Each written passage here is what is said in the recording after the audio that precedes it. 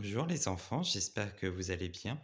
Aujourd'hui, je vais vous faire un petit tuto sur l'analyse grammaticale des phrases.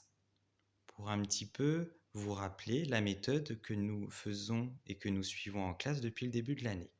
Donc nous avons cette phrase. Cet élève a un très beau cartable. Tout d'abord, la première chose que nous devons faire, c'est trouver le sujet. Le sujet, c'est de quoi on parle dans la phrase. Cet élève a un très beau cartable. On parle de qui? On parle de cet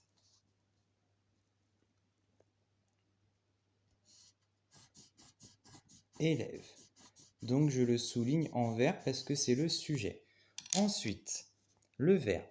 Le verbe, dans la plupart des phrases, après il peut y avoir quelques exceptions, surtout s'il y a un pronom entre le sujet et le verbe, ça peut arriver, mais souvent, le verbe est à côté du sujet. Qu'est-ce que nous avons à côté du sujet?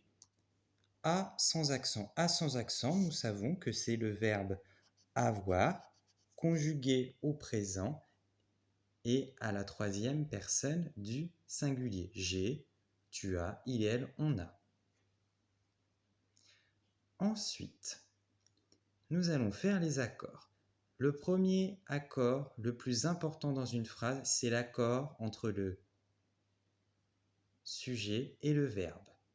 Donc c'est le verbe qui s'accorde en fonction du sujet. Donc c'est pour ça que nous mettons la flèche en direction du verbe. Parce que si ça avait été ses élèves, on ne pourrait pas dire ses élèves a un très beau cartable. Ce ne serait pas grammaticalement correct. Il aurait fallu mettre ses élèves ont un très beau cartable. Si le sujet est au singulier, le verbe sera au singulier. Si le sujet est au pluriel, le verbe sera au pluriel. Donc ici, cet élève, c'est du singulier. Donc le verbe avoir est au singulier. Ensuite, 7, c'est un déterminant. Les déterminants sont des petits mots qui introduisent les noms communs. Donc le déterminant 7 introduit le nom commun élève. Ensuite, un très beau cartable. Donc un, comme un, une, des, le, la, les, l'apostrophe, ce sont des petits mots qui servent à introduire les noms communs. Les pronoms, ce sont des petits mots qui servent à introduire et qui introduisent et qui sont placés à côté d'un verbe. Donc un, c'est un déterminant qui s'accorde avec le nom commun cartable, parce que cartable, c'est un nom commun car il désigne un objet, une chose. Donc maintenant, il ne nous manque plus qu'à analyser les mots suivants, très et beau. Donc tout d'abord, nous allons nous intéresser au mot beau. Beau, qu'est-ce que c'est? Beau, il apporte une information. Il dit qu'il y a quelque chose qui est beau. Qu'est-ce qui est beau? C'est le cartable. Donc beau, les mots qui apportent une information sur un nom commun, parce que cartable c'est un nom commun, ce sont des adjectifs. Donc l'adjectif beau, qui apporte une information sur le nom commun cartable, s'accorde avec le nom cartable. Pour terminer, nous avons le dernier mot, très. Très, c'est un mot qui est invariable, c'est-à-dire que ça soit du masculin, du féminin, du pluriel, du singulier, il s'orthographie toujours de la même façon.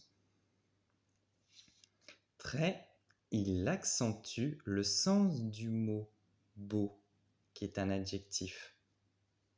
Parce que ce n'est pas juste que cet élève a un beau cartable, c'est cet élève a un très beau cartable.